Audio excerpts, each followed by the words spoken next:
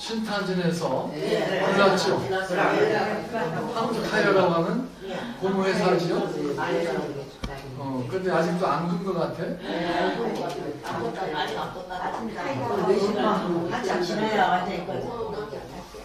오늘 나공사님 오셨나요? 여기 있어요. 어떠시고 거기까지 냄새 안 났어요? 예, 냄새는 생각도 약간만 전기가 지금도 많이 나고 있어요. 그렇죠. 그 고무라고 하는 거 오늘 그래서 고무 얘기 좀 하려고 그래요. 아무튼 고무가 뭔가 하는 거, 고무가 왜 불이 잘 나고 거기 연기가 많이 나는가, 끓음이라고 그러죠. 끓음 많이 나고 그러는데 그 고무가 원래 고무는 고무나무에서 고무나무 보셨죠? 고무나무. 고무나무의 이제 줄기에서 흠을 패는 먹어서 액이 나오거든요. 그걸 모아가지고 받으면 이제 거기가 이제 라텍스라고 그러는데 물과 고무가 이렇게 섞여 있는데 물만 뜨고 밑에 라텍스라고 하는 센 고무는 그냥 있는 거. 그게 이제 센 고무라고 하는 천연 고무예요. 고무는 본래 처음에 아메리카 대륙을 콜럼버스가 발견한 뒤에 그 중남미에서 고무나무가 있고 거기 사람들이 고무나무에서 나오는 그걸 고무를 만들어가지고 고무가 그냥 그 가지 같은 데다가 흠집을 내면은 물이 흘러나오는 걸 받아서 둥그렇게 곰같이 만들어가지고 곰처럼 했었어요. 근데 그 천연 고무, 생고무는 여름에는 이게 또 녹아요. 또 녹아. 겨울에는 딱딱해지고.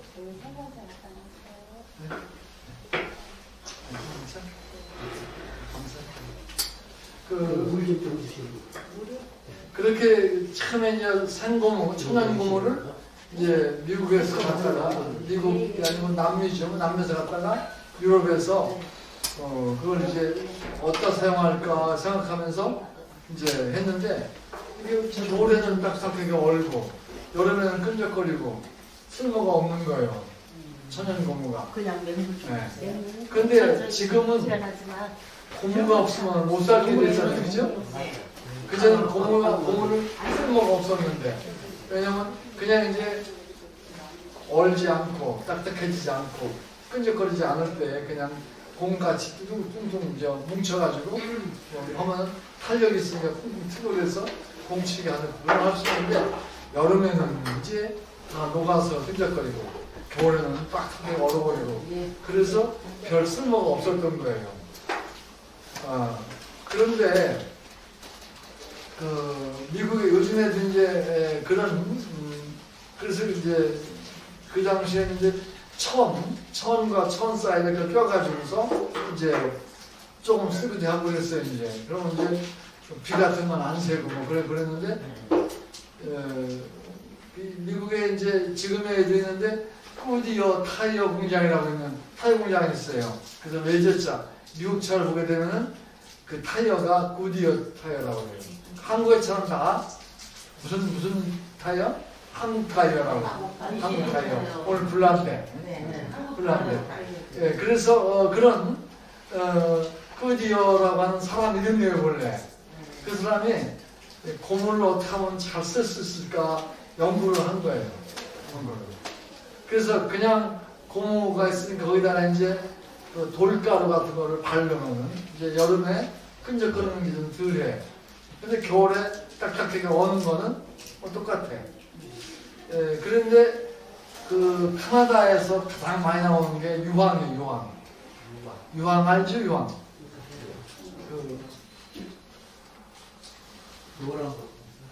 노란색이면서 황이라고 그러죠. 황. 유황. 뭐 어디 가면 유황 오리집 그렇게 하잖아요. 유황. 그리고 이제 되게 과수 나무에다가 이렇게 이제 줄기에다가 또 유황을 붙이기도 하고 그래서 그런 농약으로 쓰이고 그런 유황이 있는데 우리가 뭐 황이 들어가 있는 거, 황이 들어가는 거, 황산이라는 거, 또는 이제 유화수소라는 거, 뭐 이런 것들이 다 황이 들어가 있는 물질들이에요. 그래서 카나다에는 유황 광산이 많아요. 그래서 여러분들 그 유황 온천이라는 거 들어봤어요? 네. 몸에 좋다고 그러죠. 네. 그래서 그 유황 이런 것들이 그래서 좀 들어있으면은 몸에 좋다고 그러고 유황 온천도 있고 그래서 또 오리에다가 유황을 먹여가지고서 유황 오리라고 그러고 그래서 이제 그런 이제 유황인데 노란색 가루. 근데 이제 그 영어로 하면은 설퍼 유황 설퍼. 그래서 카나다에 가면은 설퍼 마운틴이라고 하는 그런 아주 유황 덩어리도 산이 있어요. 물 안 갖고 왔어요? 여기 카나다에. 물량 물 달라고 네. 그런 물 달라고. 이게 아주 카나다에 많이 유황이 싸게 나와요. 그래서 그 유황 가루를 고무에다가 섞어서 햇빛에다 말려보자고 해서 말려보니까 조금 끈적거리는 게 적어지는 거예요. 여름에. 그래도 겨울에는 또 딱딱하게 얼어. 그게 천연고무, 생고무, 고무나무에서 뽑은 고무 얘기하는 거예요. 그런데 겨울에 실험하다가 이제 그 유황하고 천연고무, 생고무 그거를 섞어가지고 들고 가다가 햇빛에다가 말려 들고 가다가 난로에다가 떨어뜨렸어요. 그래서 근데 그건 모르고 지나가서 이제 나중에 보니까 난로 밑에 그게 떨어져 있는데 보니까 고무가 아주 딱딱하고 탄력이 있는 거예요. 그래서 이 난로에 뜨거운 게 닿아서 그런가 보다 해가지고 구디어라고 하는 사람이 실험을 한 거야 이제. 고무 속에다가 유황을 섞어가지고 그 다음에 그거를 열을 뭐 100도, 150도 이렇게 올려가면서 조사해봤더니 한 150, 60도 정도로 가열하면은 그 고무가 우리가 쓰고 있는 탄력이 좋고 또 겨울에는 얼지도 않고 여름에는 끈적거리지도 않는 그런 고무가 만들어진 거예요 이제. 그게 왜 그런지는 모르는데 그게 참 좋은 거예요. 그래서 고무가 쓸모가 있어진 거예요. 그래서 고무라는 게 자기 몸의 길이를 잡아 당기면은 7배, 8배까지 늘어날 수가 있고 놓으면 다시 또 떨어지고 그러니까 탄성이 좋다는 거예요. 탄성이. 그래서 탄성 있는 그런 물체인 거죠. 지금 여지까지 우리가 사용하는 물질 중에서 고무처럼 탄성이 좋은 건 없어요. 그러니까 늘어났다가 놓으면 줄어드는 거. 그러니까 그걸 좋으니까 우리가 뭐 스타킹 같은데 고무가 있죠? 그러면 그 신고해도 괜찮고 거기 잡아 늘릴 때 힘을 많이 안 줘도 많이 쉽게 늘어나고 또 놓으면 또 쉽게 또 줄어들고 그러니까 옷에 그런 고무를 이제 속옷 같은 데다 해도 아프질 않은 거예요. 그냥 탄력이 없으면은 시리 같은 거로 이제 딱 붙들어내면은 거기에 흠이 생기고 그러잖아요. 자욱이 생기고. 그런데 고무는 자욱이 덜 생기는 거예요. 탄력이 좋아서. 그래서 그런 좋은 고무를 굿이어가 만들어냈는데 그게 이제 나중에 그걸 잘 조사해 보니까 뭐냐면 고무라고 하는 그런 분자는 끼인 우리가 지난번에 배웠지만 고분자라는 거 배웠죠. 고분자. 포리마. 우리가 플라스틱 같은 것들 나오는 포리마인데 끼인 분자가 있는데 그런 분자와 분자가 서로 유황으로 그물처럼 만들어지는 거예요. 그물처럼. 그래서 그물처럼 만들었다 그래서 네트워크라 그물 영어로 네트워크가 이루어지는 거죠. 그래서 우리 말로 하면은 가교 결합을 했다고 그래요. 그래서 고무를 천연고무의 긴 분자를 다른 또 긴 분자와 서로 연결시켜 가지고 그물처럼 만드는 거죠. 연결되는 유황 S가 설퍼 유황이 이제 2개 정도, 3개 정도 들어가 있어가지고 그거를 이제 가교화 시켰다. 가교화가 됨으로 해서 그 고무가 언다 하면 결정화가 되는 거는 결정화를 안 시켜주는 거예요. 그럼 겨울에도 그대로 있는 거고 또 가교화가 됐기 때문에 여름에도 끈적거리지 않은 거예요. 녹으면 끈적끈적해야 되는데 끈적거리지 않는 거지. 그래서 그런 고무를 우리가 가황고무라고 해요. 가황고무. 황을 첨가했다고 하는 가황고무. 가황고무를 구디어가 처음으로 발명을 한 거예요. 그것도 처음부터 그렇게 한 게 아니라 실수한 것이 지나가다가 그걸 난로에다가 떨어뜨려가지고 그게 나온 거예요. 실수. 네. 그래서 우리가 이 과학자들이 보면은 우연히 새로운 거를 발견을 많이 해요. 네. 우리가 잘 아는 페니실린 있죠? 페니실린 항생제, 페니실린 알죠? 페니실린 주사 맞고 그러잖아요. 뭐 염증 있을 때. 그 페니실린 발명도 우연히 발명을 했어요. 우연히 어떻게 발명을 했냐면은 여름인데 비가 많이 올 때인데 그 이상하게 이 사람 그 생물학자인데 미생물 이런 생물들을 배양하고 그런 배양기가 있는데 이걸 키우는데 어떻게 휴가 갔다가 비가 오는 때 갔다 왔더니 보니까 배양기에 있는 그 세균들이 죽어 있어요. 그 왜 죽었나 봤더니 거기에 파란 곰팡이들이 있는 거예요. 아, 파란 곰팡이가 그 장마철에 하니까 이게 막 번식을 해가지고 여기저기 이제 있는 거예요. 이제 그것도 날리기도 하고. 그래서 파란 곰팡이가 들어가 있는 곳은 세균이 죽었단 말이에요.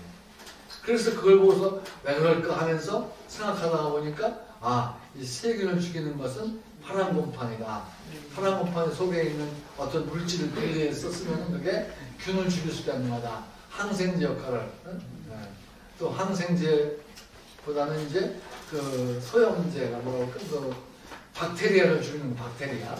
그걸 죽일 수 있는 능력이 있는 걸 알았어. 그래가지고 페니실린을 발명을 한 거야, 이제. 그래서 페니실린 발명해가지고 그 미국의 처칠 수상이 전쟁 때 막 감기가 들어있는데 또 군인들이 또 감기가 들어갈 때 그 주사를 넣으니까 폐렴 환자들이 고쳐지는 거예요. 그래서 그런 우연히 했는데 발견이 돼요. 근데 사실 우연이라고 하는데 이 과학은 우연히 발명을 하는데 아무한테나 우연히 오는 게 아니라 노력을 한 사람한테 우연히 오는 거예요. 열심히 한 사람. 왜냐면 열심히 요항을 섞어가지고 갖다 햇빛에다 말리고 그런 과정에서 열심히 하다가 한두 개 떨어진 거고 이 사람도 그냥 뭐 휴가 갔다 와서 곰팡이 묻어있는 거 그냥 털어내고 말아버리고 좋은데 그걸 보니까 파란 곰팡이가 있다는 걸 알아가지고 파란 곰팡이 속에 있는 그 항박테리아 그거를 발견하는 거예요. 페니실린을 발견한 거죠. 그래서 지금까지 우리가 과학자들이 그런 연구에 의해서 쭉 이렇게 새로운 기술들이 개발된 거죠. 그래서 그런 고무들을 또 활용도가 높아지는 거예요. 그런 고무가 만들어졌기 때문에 타이어가 만들어지는 거예요. 타이어가 만들어져야만 자동차가 움직일 수 있는 거예요. 자동차에 타이어가 없으면 가요 안 가요? 못 가죠. 그죠? 타이어가 중요하죠. 근데 그 타이어를 만들어낸 거죠. 그래서 자동차가 생기게 되고 또 비행기도 마찬가지야. 활주로로 막 가다가 빠야 되는데 막 갈 때는 타이어로 굴러가야 되거든요. 타이어가 없으면 비행기가 못 뜨는 거죠. 그렇게 해서 이제 비행기도 만들기도 하고 자동차도 만들기도 한 거죠. 왜? 이런 좋은 고무가 나왔기 때문에. 고무를 처음에는 이제 그 타이어 이거 만들 때 이제 그 속에 튜브가 있었어요. 튜브 알죠? 그 수영장에 가면 튜브 입고 그러잖아요. 해수욕장 같은 거는. 그래서 자동차 겉에 타이어가 있고 속에 튜브가 있었어요. 근데 왜냐면 바람을 넣어놔야 바람이 새지 않게 하려면은 그냥 타이어 고무로는 이게 안 돼. 튜브 고무를 또 해가지고 해야 돼. 그래서 튜브에 바람 넣고 겉에다가 그냥 튜브는 또 금방 터지니까 타이어를 하고 이렇게 씌웠어. 그러다 하는데 그때 이제 뭐 그러면서 타이어 속에다가 뭐 이렇게 막 달리려면은 뭐 마찰이 심하니까 많이 터질 수가 있으니까 그 속에다가 얇은 강철 실을 넣고 선을 넣고서 이렇게 해서 세게 만들었어요. 뭐 그러다가 그러다가 최근에는 그런 강철 대신에 그 케뷸라라고 하는 섬유를 미국의 듀폰 회사가 발명을 한 거예요. 그러니까 나일론하고 똑같은데 나일론에 들어가는 그 구조 속에 벤젠이 들어있는 구조를 만들면 그게 케뷸라라고 하는 그런 섬유가 되는데 그 케뷸라 섬유는 어디에 쓰냐면은 방탄조끼. 방탄조끼에 뭐 하는 거죠? 총을 쏴도 안 들어가는 거죠. 그래서 그걸 만들어내는 게 좋은 거예요. 그러니까 그게 케뷸라라고 하는 섬유가 총알도 안 뚫을 정도로 센 거예요. 그러니까 나일론보다 아주 더 센 거지. 케뷸라라고 하는 거. 그걸 해서 이제 그런 방탄조끼 만드는 그런 섬유를 타이어 속에다가 철 대신에 강철 대신에 넣었더니 가볍고 더 튼튼해진 거예요. 방탄조끼 쓰는 원료니까. 그래서 그렇게 해놓고 나니까 뭐 바람도 안 새는 거야. 그래서 요즘에는 자동차에 튜브가 있어요, 없어요? 없어, 노즈모. 튜브 없는 타이어라고 그러죠? 튜브 없는 타이어. 그걸 쓰고 있는 거예요. 그게 이제 과학이 자꾸 발달하면서 그런 케뷸라 섬유가 있고 막 그래요. 그런데 천연 고무를 이제 이렇게 활용을 해서 유황을 넣어가지고 가황 처리를 해가지고 또 그 속에다가 뭐 섬유를 집어넣어가지고 아주 질기게 해가지고 쓰고 또 고무를 또 여러 가지 유황 처리하는 그 농도를 유황을 많이 넣으면 고무가 좀 딱딱하고 질겨지고 조금 넣으면 부드럽고 뭐 이런 걸 조절하면서 필요한 용도에 따라서 고무 만들 때 쓰는 고무, 그 다음에 우리 여자분들 쓰는 스타킹에 들어가는 고무, 스타킹에 고무가 너무 딱딱하면은 그 다리에 자죽이 나와가지고 아프잖아요, 그죠? 그러니까 그렇지 않게 하기 위해서 고무를 유황을 넣는 거를 잘 조금 많이 넣는가 조정하면서 아주 부드럽게 좋은 고무를 만들었어요. 뭐 요즘에는 뭐 또 아이들 뭐 우유 먹일 때 젖병 있죠? 그런 고무도 다 그걸 하는 거죠. 그거 없으면 어떻게 쓸까 모를까 이제 딱 고무로 다 하는 거예요. 이제. 그런 고무들이 우리 주위에 얼마나 많이 쓰는지 몰라요. 우리가 모르고 쓰는 거예요. 여러분들 운동화 신었어요, 뭐 고무 신었어요, 뭐 다 그것도 고무로 만든 거예요. 그죠? 바닥에, 그죠? 네, 바닥. 고무가 없으면은 어떻게 살았을까 할 정도로 지금 고무가 우리 생활 속에 깊이 들어왔어요. 그런데 2차 대전 때 되게 고무나무는 그 남아메리카, 중아메리카 거기가 원산지인데 유럽에서 이제 그 고무나무를 갖다가 인도네시아 같은 나라에다가 그 농원을 만들었어요. 고무나무 재배. 자연에 나는 고무나무를 갖다가 요즘에 고무나무 우리 집에 정원에 있고 그렇죠. 네. 정원이 아니라 뭐 실내에다 놓고 겨울에 얼어 안 되니까 그래서 고무나무가 집 안에 있기도 한데 그 고무나무를 그 날씨가 따뜻한 열대 우림 지역이라고 그러죠. 인도네시아 뭐 태국 이런 지역에다가 큰 농장을 만들어가지고 심은 거예요. 그래서 고무를 거기서 이제 뽑아가지고서 이제 그 고무로 가공을 해서 아까 얘기한 대로 유황철에서 확 쓰고 있었어요. 나오는 나무가 있어. 근데 2차 대전 때 일본하고 미국하고 전쟁이 붙었어요. 그죠? 일본 사람들이 미국의 진주만이라고 하와이에 있는 공격을 해가지고 일본 사람 미국 공격을 해가지고 미일 전쟁이 일어났어요. 일어났는데 우리는 그때 미국의 일본의 식민지였잖아요. 그죠? 식민지였어요. 그래서 일본이 한국은 식민지고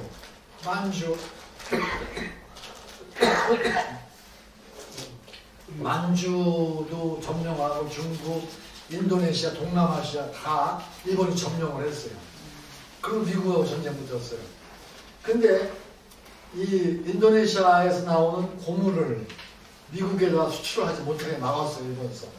그럼 미국은 어떻게 돼요? 고무가 없으니까 주로 인도네시아, 이 동남아시아에서 재배했는데 열대우림 지역에서 그게 없으니까 미국은 이제 자동차로 타이어가 없으면 못 움직이고 비행기도 못 움직이고 그러니까 자동차는 이제 꼭 군대를 이동할 때라든지 군수물질 이동할 때라든지 꼭 필요하고 비행기도 마찬가지로 군인들 이동하고 할 때 꼭 필요하고 폭격을 하면 비행기에 떠야 되니까 꼭 타이어가 필요한데 일본서 고무를 미국으로 수출 못하게 하니까 미국은 큰일 난 거예요. 전쟁에 지는 거예요. 이제. 세계 2차 대전 때예요. 그래가지고 미국에서 큰일 난 거예요. 그래서 과학자들한테 일본에서 이렇게 천연 고무를 우리에게 수출을 못하게 한다. 그러면 과학자들이 고무를 한번 만들어 봐라. 그게 합성고무야. 합성해서 고무를 만들게 하는 거예요. 그 실험실에 있는 과학자들이 이것도 섞고 저것도 섞고 하면서 고무를 만들어낸 거예요. 만들어낸 것이 뭐냐 그러면은 뷰타디엔이라고 하는 뷰타디엔이라는 물질하고 그 다음에 스타이렌이라고 하는 물질. 스타이렌은 여러분들 많이 보는 스티로폼이라는 거 있죠? 스티로폼 알죠? 네. 스티로폼을 만드는 원료야. 그게 스타이렌이야. 스타이렌. 뷰타디엔은 또 이제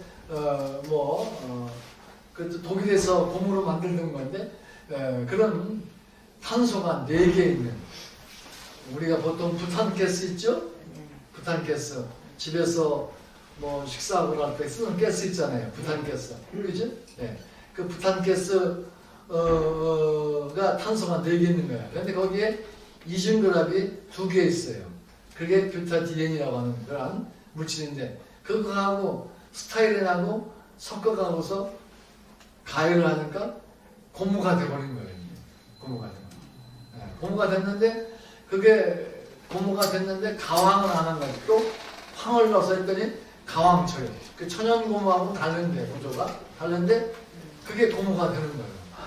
그래서 고무를 미국의 과학자들이 2차 대전 때 일본이 동남아시아에 있는 고무를 수출 못하게 하므로 과학자들이 이제 밤새워가면서 연구를 해서 만들어낸 거예요. 그거를 뭐라고 얘기하냐면 GRS라고 해요.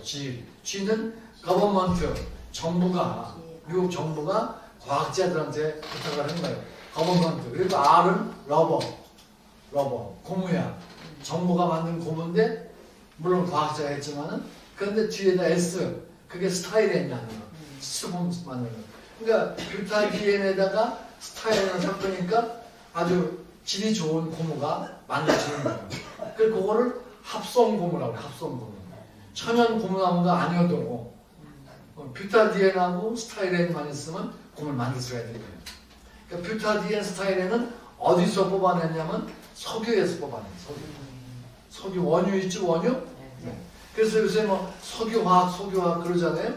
석유는 원유를 갖다가 정제를 해서 휘발유도 만들고 뭐 경유도 만들고 경유도 만들고 그래요. 마지막에 남는 거는 이제 아스팔트로 쓰기도 그래요. 아스팔트로. 그게 이제 원유인데 거기에서 만드는 과정에서 나오는 부산물이 있어요. 그 부산물 속을 잘 분리하고 정제하고 또 화학 반응을 시켜가지고 뷰타디엔이라든지 스타이렌을 만들 수가 있는 거예요. 그러니까 휘발유를 만들기 위해서 나오는 부산물로 그걸 가지고서 이제 그 고무를 만들 수가 있는 거죠. 고무뿐이 아니라 석유화학 제품은 다 거기서 만들어내는 거예요. 그래서 원유가 없어지면은 그게 이제 없어지는 거예요. 그런데 사실 원유의 대부분은 휘발유로 만들어서 병유로 만들어가지고 다 써버려요. 그런데 그러지 않고 그걸 가지고 화학 원료로 만들어서 쓰게 되면은 엄청난 화학 제품, 여러분들 뭐 접착제 같은 거, 스카치 테이프 같은 거 있죠? 네. 그런 것도 다 그런 휘발유의 원유에서부터 나오는 석유화학 제품들이에요. 우리가 쓰고 있는 플라스틱 제품들 다 비닐이라고 하면 비닐, 폴리에틸렌, 비닐이라는 것도 다 석유 원유에서 석유화학 제품이에요. 우리 주위에 석유화학 제품으로 우리가 뭐 페트병이라고 하는 것도 마찬가지고 우리가 입는 옷, 뭐 나일론이라든지 이것도 다 옛날에는 이제 원유에서 안 만들었었는데 석탄에서 만들었어요. 그런데 이제 석탄 대신에 원유가 된 거예요. 그러니까 에너지가 처음에는 나무로 쓰다가 나무로 하다가 그 다음에는 나무보다 또 좋은 땅 속에 석탄이 있었어요. 그걸 파서 또 연료로 쓰다가. 그 다음에 그 뒤에는 이제 좀 있으니까, 그거보다는 이제 그 원유를 잘 정제해서 이제 뭐 석유, 뭐 등유라고 하죠. 뭐 그런 걸 가지고 또 연료로 쓰고 그러는 거예요. 또 요즘에는 또 그 천연 그 가스라는 게 있어요. 천연 가스. 그 유전 같은 데라든지 땅 속에, 바다 속에 있는데 그 천연 가스가 있는 그런 광산이 있는 거예요. 거기를 바닷속 가가지고서 가스를 다 뽑아내. 그래가지고서 천연 가스를 이제 연료로 쓰기도 하고. 가스가. 요새 천연 가스 값이 많이 올랐죠? 예. 한 달에 그거 난방을 되게 천연 가스 아파트 하죠? 가스 아니면 예. 뭐 저기 난방도 하고 그 다음에 어떤 데는 난방을 또 그렇게 안 하는 데 있지만은 또 뭐 집에서 쓰는 그런 전열 기구들 다 가스로 하잖아요, 그죠? 그게 이제 도시 가스로 하든가 아니면은 또 프로판 가스 통으로 한다든가 하죠. 뭐로도 해요? 도시 가스 많이 쓰죠? 네. 도시 가스. 그게 천연 가스야. 근데 요새 가스 값이 올랐어. 왜 올랐을까? 본래도 올랐는데 러시아하고 우크라이나 전쟁 때문에 이게 막 오르는 거예요. 올라가는 게. 지난달 그 가스 값이 한 2배, 3배쯤 올랐대. 그죠? 그렇죠? 보지도 않았어요? 그냥? 많이 올랐어요. 그래서 관리비가 많이 올랐잖아요. 아파트 관리비가. 네. 거기 보면 가스 값도 오르고 전기 값도 오르고 그렇죠? 그런 것들이 다 이제 우리가 에너지로 쓰는 자료인데 처음에는 나무에서, 그 다음에는 석탄에서, 그 다음에는 석유에서, 원유죠, 원유, 석유에서, 그 다음에는 가스에서 이렇게 발전을 하는 거예요. 그런데 이제 그렇게 하다가 이제는 전기로 해요, 이제.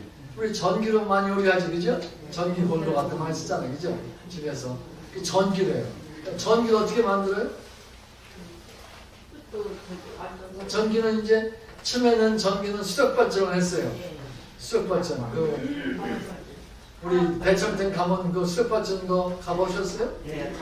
가봤죠. 예. 그렇게 막 돌려가지고 물을 흐릅니다. 그래서 전기를 발전을 시키는데 그다가 화력 발전했어요. 화력 발전소 가보셨어요? 네. 배천 같은 데 있죠? 네. 배천이니 서천이니 이 서해안에 화력 발전이 많아.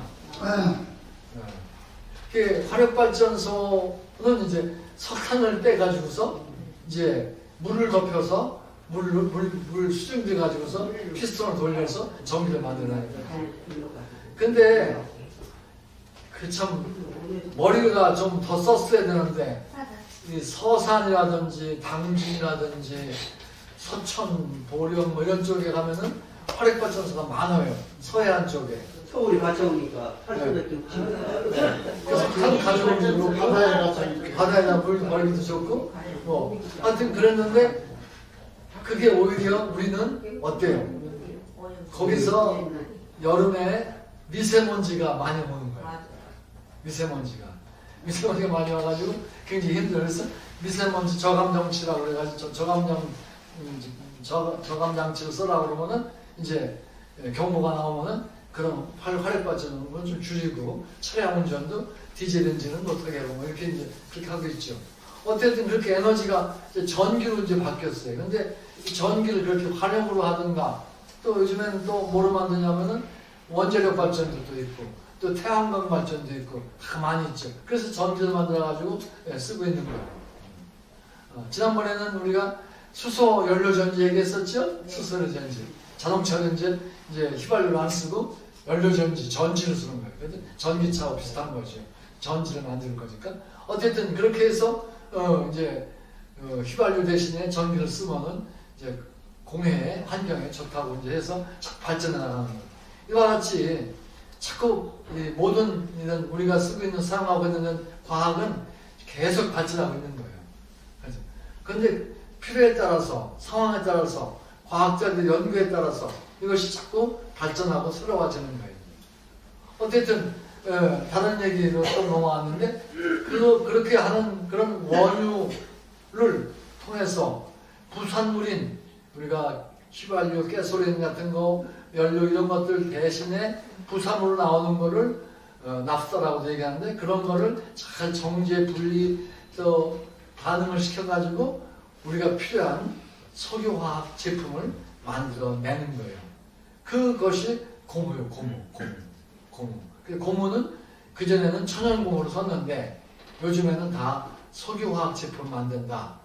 그러니까 신탄진 한국타이어 공장도 석유화학 제품으로 좀 하고 있는 거예요.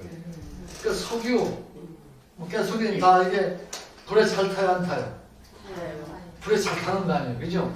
불이 잘 타고 우리가 휘발유 같은 거 불 붙이면 큰일 나잖아요, 그죠?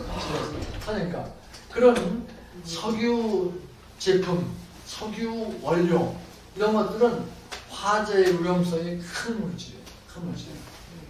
그래서 그런 걸 다룰 때는 조심을 하고 그래야 됩니다. 그래서 한국타이어가 지금 불이 났는데 지금 12시간 지난번에도 2014년도에 났던가요? 거기? 14년도 그죠? 그때도 12시간 탔어요. 오늘 더 탔어요. 오늘은 지금 12시간 넘었어요. 10시 지금 넘었잖아요. 더 타고 있는 거예요. 더 컸어요. 그래가지고 지금 뭐 끌 방법이 없어요. 석유는 물 뿌린다고 잘 꺼지지 않잖아요. 우리가 산불 나도 이게 끄기가 굉장히 힘든데 석유가 불이 붙었다면 이게 끄기가 어려워. 석유로 만든 그 제품들은 끄기가 굉장히 어려운 거예요. 다 타야 돼요. 그래가지고 지금 계속 타면 좋은데 이런 석유화학 제품들은 탈 때 반드시 나오는 게 끓음이에요. 끓음이 꼭 나오는 거예요. 그러니 신탄진 동네 사람들 지금 끓음 때문에 지금 정신없을 거야. 끓음이 많이 나오고. 근데 이제 이 타이어를 만들 때 아까 얘기한 대로 유황도 잘 타는 거예요. 유황을 타면은 유황산 가스라는 가스가 나와. SO2, 유황산 가스. 유황산 가스는 독가스. 몸에 안 좋은 거예요. 유황산 가스. 유황 온천 이런 거, 유황 냄새 나고 그러는 거, 그 좋은데 유황 냄새 나는 온천에. 네, 근데 카나다에 가니까 온천 가보는데 유황 냄새예요. 유황 온천이 많아요, 카나다에. 유황이 많이 나는 지역이기 때문에. 어쨌든 그런 것들이 타지. 또 다 타야 돼요. 아까 얘기한 대로 타이어 만들어 놓은 것도 잘 타는 거예요. 잘 타고. 만들기 전에 원료도 다 타는 거예요. 그러니까 고무를 만들 때 타이어가 시커멓잖아요. 왜 시커멓냐면은 고무에다가 그 탄소, 숯 같은 거 있죠? 숯가루. 그걸 집어넣어요. 그래 고무가 질기게 된다고 그래가지고. 그래서 그런 걸 넣기 때문에 또 그것도 다 타는 거예요. 잘 타는 거예요. 숯이 타잖아요. 그죠? 그런 탄소가 들어있고. 이것들이 불이 잘 붙고 잘 타고 다 없어져야만 불이 꺼지는 거예요. 그러니까 막 불을 끄려고 해도 꺼지지 않고 어젯밤에 막 그냥 열심히 껐어요. 껐는데도 안 꺼졌어요.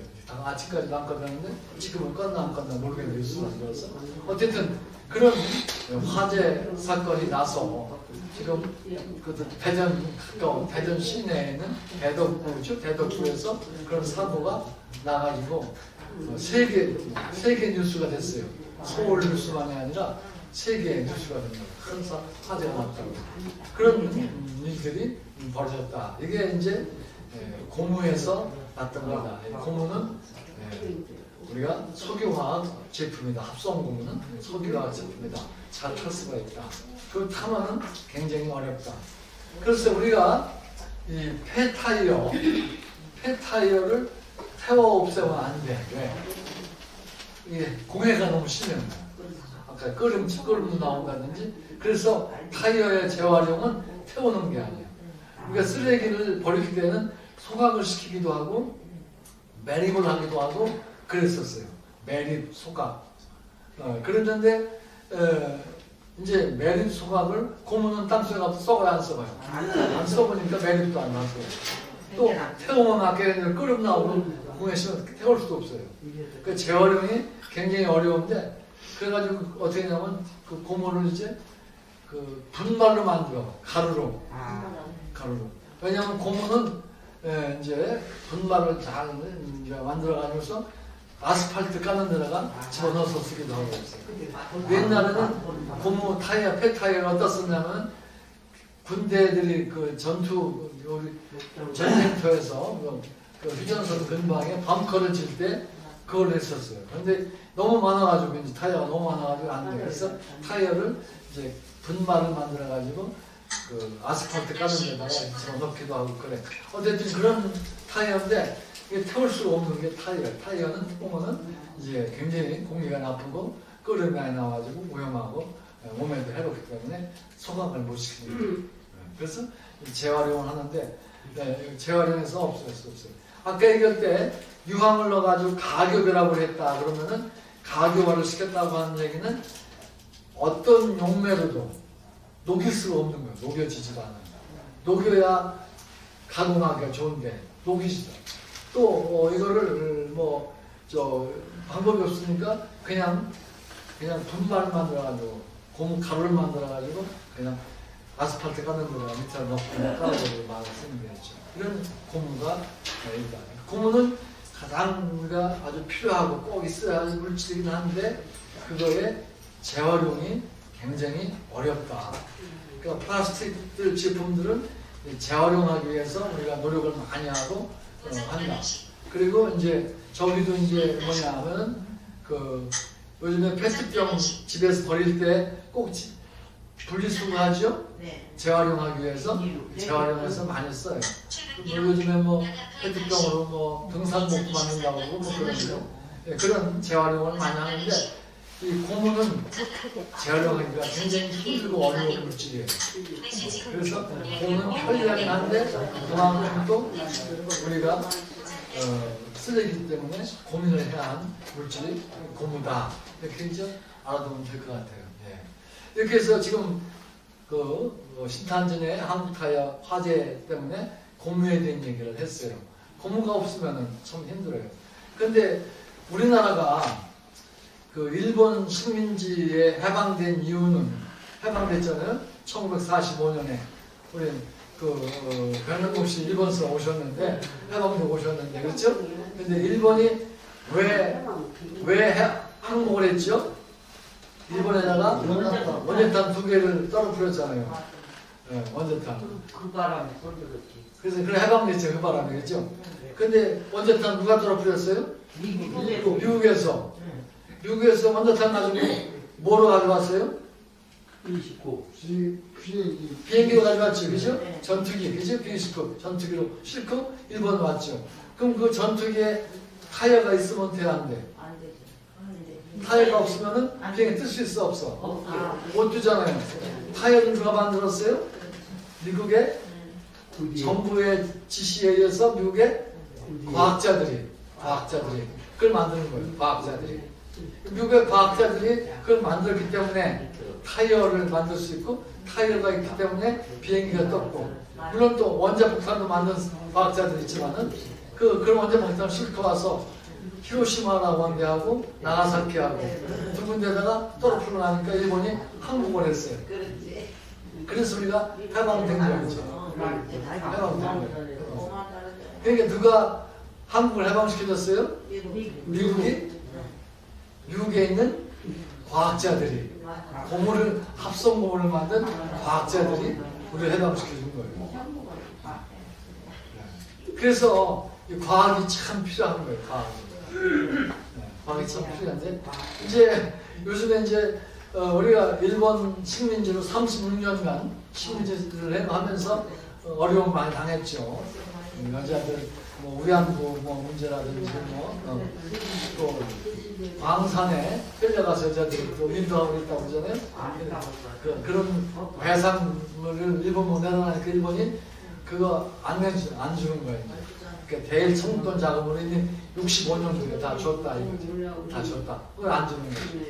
어쨌든 그래서 그걸 해결하려고 이제 노력을 좀 많이 하고 있는데 의견들이 지금 갈려져 있어. 어떻게 하면 좋은가 하는 의견들이 해결한다는 의견도 있고, 일본은 되겠습니다. 놔두라는 사람도 있고. 그런데 어느 것이 더 미래지향적인가 서로 논의를 좀 하고 있는 중인데, 어쨌든 그런 우리가 일본에 36년 동안 식민지 생활을 했는데, 그 식민지 생활 가운데 고통도 많이 겪고 많이 그랬어요. 그러고서 해방된 다음에 우리가 빠른 시간 내에 한국의 과학이 발전이 돼가지고 세계의 10대 강국, 6대 강국 나오죠, 그죠? 이렇게 된 것이 누구 덕분이에요? 과학자들 덕분이에요. 우리나라 국민 덕분이요. 네? 과학자들이 열심히 연구를 해가지고 발전시킨 거예요. 그래서 한국에 반도체가 알아주잖아요, 그죠? 반도체 알아주잖아요, 과학에. 어쨌든 그런 과학자들인데, 그 과학자들이 연구를 열심히 해가지고 좋은 제품을 만들어내고 그랬어요. 그리고 과학자들이 노력을 많이 했는데, 제가 79년도에 76년도부터 박사 공부를 해가지고 79년도에 박사를 받았어요. 꽤 오래전이죠? 몇 년 전이야? 박사가 됐는데, 그때 제가 논문을 미국에 유학을 안 가고 한국에서 고려대학에서 박사 공부를 했어요. 하는데 그때 했던 것이 지금 얘기하는 고분자 물질들인데, 그걸 이제 만들어서 검사를 해야 돼. 이게 내가 만든 것이, 내가 한 일은 불에 타지 않는 이 아니라 불에 잘 늦게 타는, 그러니까 난연성, 그러니까 불연은 불에 안 타는 거, 난연은 불에 타되 어렵게 타는 거, 난연. 난연성 고분자를 그때 제가 합성을 했어요. 그래서 어떤 고분자냐면은 난연성 고분자 가운데 인이 들어있는 인이 인산이 들어있는 그런 고분자를 만들어냈어요. 근데 그걸 만드는 분자는 우리가 볼 수가 없잖아요. 분자의 모양을 보기 위해서 쓰는 것이 NMR이라고 하는 장치예요. NMR 기계. NMR이라고 하는 기계는 병원에서 요새 MRI라는 거 있죠? MRI 찍어본 사람도 있죠? MRI하고 똑같아. 근데 MRI는 의학적으로 쓰는 거고, NMR은 과학에 쓰는 분석 장치예요. 그래서 분자의 구조를 분석하는데, 내가 만든 분자가 정말 새로운 건가, 그리고 정말 분자가 됐는가 안 된가, 그걸 NMR로 찍어봐야 알아요. 근데 그때 제가 실험할 때 NMR이 한국에 있었어요. 그 고려대학에 있었어요. 어떻게 있었냐? 대일 청구권 자금 65년도에 일본서 한국에다가 돈도 주고 또 포항제철도 만들어주고 기술도 주고 또 화학시험 장비 구입할 때 쓰는 돈도 그냥 그 돈 갖다가 막 쓰지 말고 그 돈 갖다가 과학 발전에 필요한 데 써라. 포항제철 만드는데 또는 이런 대학교에 있는 실험실에 실험 장비를 사는 데 써라. 그 박정희 대통령의 지시죠, 그죠? 그렇게 해가지고서 이제 그런 기기들을 많이 사왔어요. 그 덕분에 그 실험을 해가지고 내가 쓴 논문이 미국의 그 논문 저널에, 미국의 그 학회지에 내 논문이 실렸어요. 그러니까 미국에서 실험한 거나 한국에서 실험한 거나 똑같은 거지. 왜? 뭐가 있어서 아까 얘기했던 MRI가 똑같은 NMR이기 때문에 그게 가능했던 거죠. 그러니까 이게 역사의 흐름이라고 하는 거는 확 꼬이는 거예요. 이제 이것저것 꼬여가지고서 그게 그 대일 청구권 자금을 받아오면서 그때 꼼꼼하게 저기도 해줘야 되는데 못 해준 거, 못 챙겨준 거를 이제 지금 찾아내려고 지금 하고 있는데, 일본에서는 그때 준 거를 끝이라고 그러고 한국은 그건 아니다라고 이제 법원에서 정하고 이러면서 대법원에서 판결이 나고 이러면서 일본하고 그래가지고 갈등이 있는데, 옆에 이웃나라하고 갈등이 오래 깊어가면 또 안 좋다. 좀 화해하고 좀 중국을 나가자 하는 생각하는 사람도 있고 아니라고 일본 사람이라고는 상종을 하지 말자 하는 사람도 있고. 그런데 사실은 뭐 그 일본서 우리가 수입해오는 중요한 물건들이 많이 있어요. 그런데 그거를 그전에는 한국한테 우대를 해줬어요. 우대를 해줬어. 그래서 반도체를 만들 때 그 브라수라고 하는 그런 가스를 가져오는 그 브라소산이라고 하는 거라고요. 그러니까 가스를 쪼이는데 브라소산이라고 하는 물질을 일본서, 우리도 만들 수 있지만 일본서 사면 싸니까 그걸 사다가 그걸로 이제 반도체를 만들고 그랬어요. 그랬더니 일본에서 안 주는 거야, 한국. 안 줘버린 거야. 우리가 그럼 개발하자 그래가지고 구미에서 개발해서 하긴 하는데 일본서 사다 쓰는 것보다 비용이 적게 느끼지 않아. 그리고 질도 썩 좋지도 않고. 그런데 뭐 가능은 하긴 하죠. 그래서 같이 친하게 지내면서 서로 주고받고 하면 참 좋겠다 싶은 생각을 하는 사람들이 또 있고, 아니야 일본도 상대하지 말자고 하는 사람도 있고 한데 지금 논란이 벌어지는 거 지난주에 좀 얘기를 했지만은 그래서 지난번에 얘기했지만은 그 이스라엘은 그 독일한테 얼마나 많은 수고를 당하지 몰라요. 일본한테 당한 거하고 비교가 안 돼. 600만 명을 죽였어, 유태인들을. 그러니까 그런 수모가 어디 있어? 600만 명을. 그런데 이스라엘 사람들은 그래. 용서해주자. 그러나 잊지는 말자.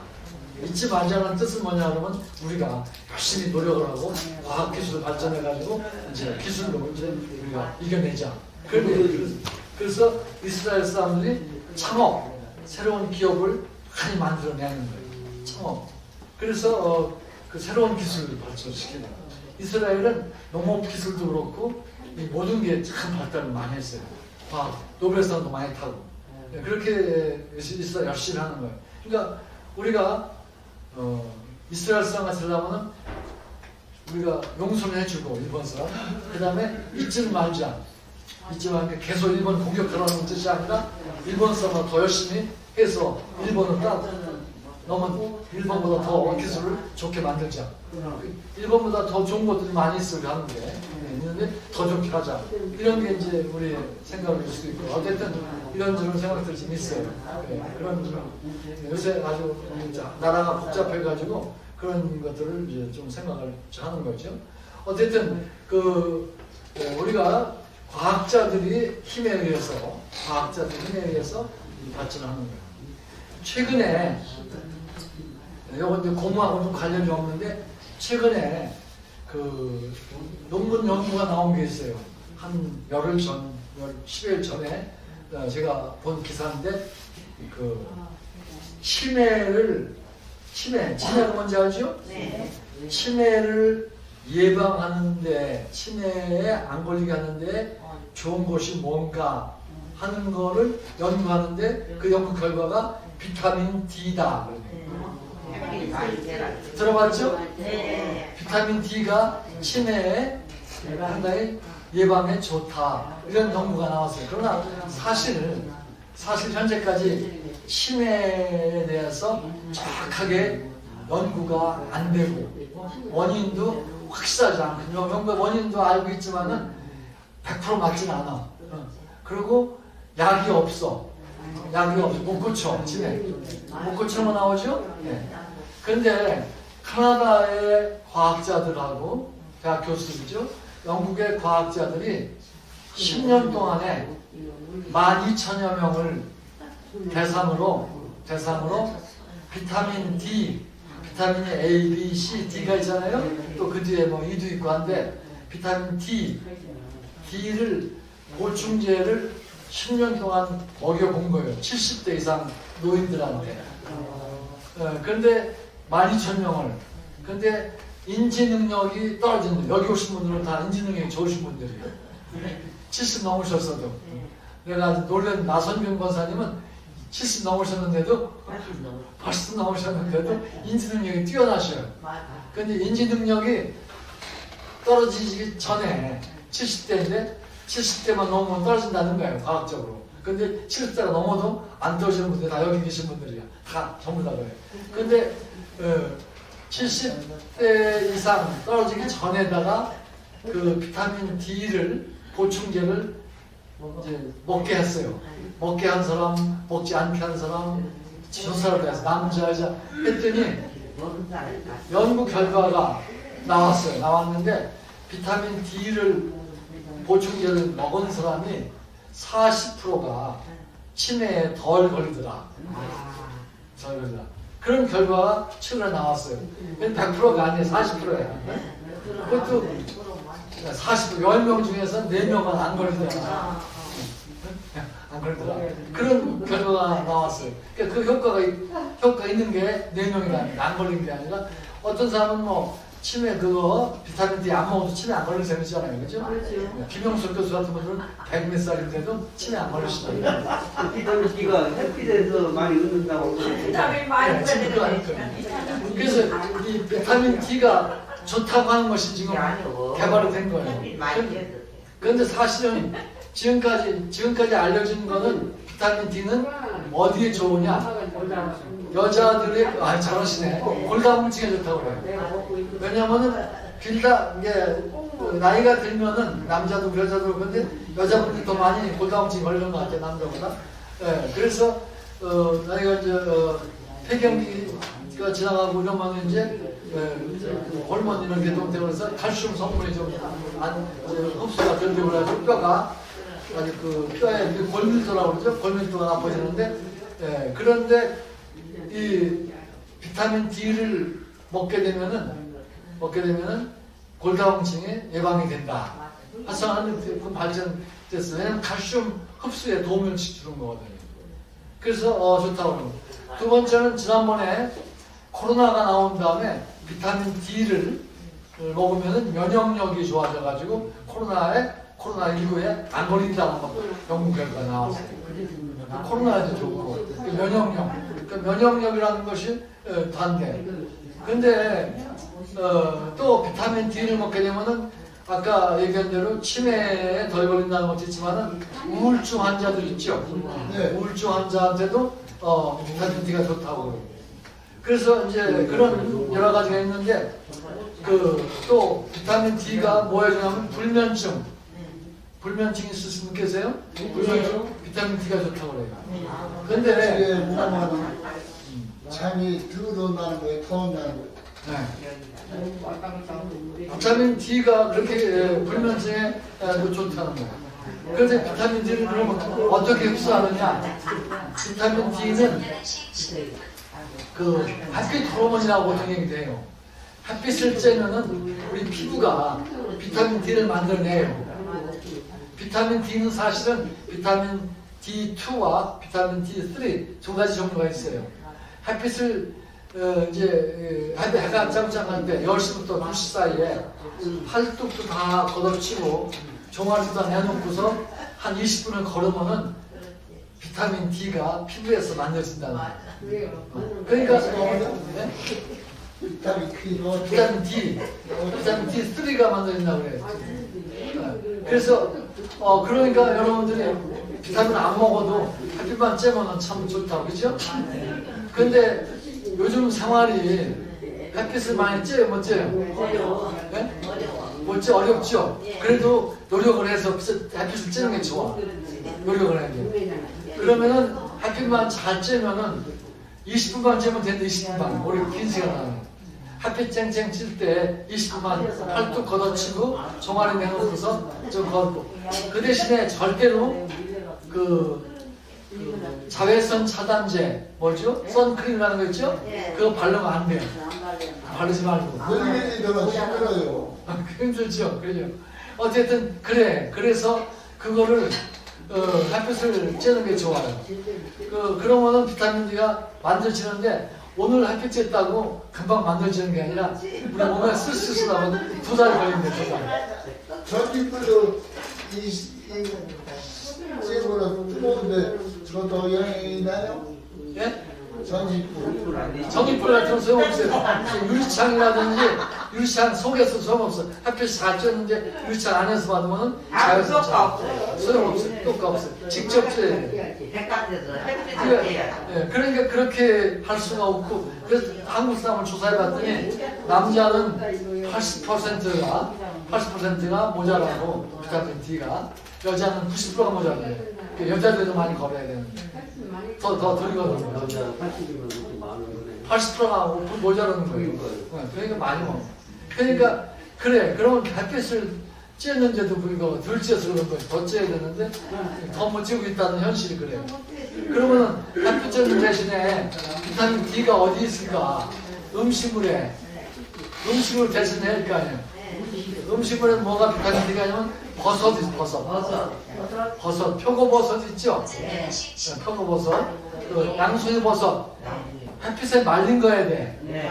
햇빛에다 말려놓은 거를 먹으면은 비타민 D가 많이 나와요. 그 비타민 D 중에서도 D2가 많이 나와요. 그 다음에 두 번째 비타민 많은 게 또 어디냐면은 달걀. 달걀에 노란자. 노란자에 비타민 D가 많다. 그러니까 계란을 근데 계란 많이 먹으면 안 된다는 얘기가 많이 있었죠. 노란자 먹으면은 콜레스테롤 나와가지고 피가 거쳐진다고 안 좋다고 못 먹겠는데 그러나 괜찮다라고 하는 것이 사실이에요. 되게 그 계란 만드는 농가들이 조사를 많이 한번 해본 거예요. 해봤는데 뭐 여기까지 조사해 하면은 괜찮다 계란이. 한국에는 굉장히 컸지요. 아무래도 괜찮고 그게 되고. 근데 왜 나쁘다고 했느냐? 러시아에서 실험을 할 때 토끼 가지고 실험을 했어. 토끼에다가 계란을 자꾸 먹여봤더니 토끼의 피에 콜레스테롤이 많이 생기는 거야. 그래서 계란을 먹는 게 안 좋다라고 했는데 토끼는 무슨 동물이에요? 채식 동물이에요. 그래서 뼈다귀. 그러니까 육식을 하는 우리는 사람은 괜찮다 이렇게 이제 또 결과가 나오고 그런다. 어쨌든 계란에 비타민 D3가 있어요. D3가. 그 다음에 또 어디에 있는 어류들 어류. 연어 있지 연어? 연어에도 비타민 D가 많다는 거예요. 연어. 연어에만 있는 게 아니라 참치 있죠? 참치에도 비타민 D가 많대요. 그 다음에 또 많은데 고등어도 등푸른 생선 고등어에도 비타민 D가 많다. 고등어는 비타민 D만 있는 게 아니라 또 오메가3도 있어요. 네, 그러니까 고등어는 좋은 거예요. 고등어 값이 비싸요, 싸요? 비싸요? 네. 고등어 많이 먹어요. 어쨌든 그런 걸 음식을 먹으면은 우리가 이제 비타민을 흡수할 수가 있다. 버섯이라든지 그런 계란이라든지 그다음에 그런 거. 어쨌든 그런 음식으로 하고 그다음에 우리가 종합 비타민을 먹든지 아니면 비타민 D 보충제가 있어요. 그걸 먹든지 해야 돼요. 근데 문제는 비타민 D는 지용성 비타민이라고 해요. 지용성. 그건 뭐냐면 기름에만 녹는 거야. 물에 안 녹아. 비타민 C는 수용성 비타민이야. 물에 녹아. 그래서 비타민 C는 암만 많이 먹어도 다 소변으로 나와. 그러나 비타민 D는 많이 먹으면 소변으로 나올 수가 없어. 비타민 D는 많이 먹으면 안 돼. 몸에 해로워. 칼슘이 너무 많이 뼈에 들어가가지고 또 부작용이 나오고 그래. 그러니까 비타민 D를 먹으려면은 이거 좋은 거니까 많이 먹어야지. 절대로 안 되고 얼만큼 먹어야 되는지 하는 거는 이제 병원에 가서 혈액 검사를 해봐야 돼. 우리 몸속에 비타민 D가 얼만큼이나 와가지고 내가 생각할 때 비타민 D를 많이 먹는다 그러면은 조금 줄여 먹어야 돼요.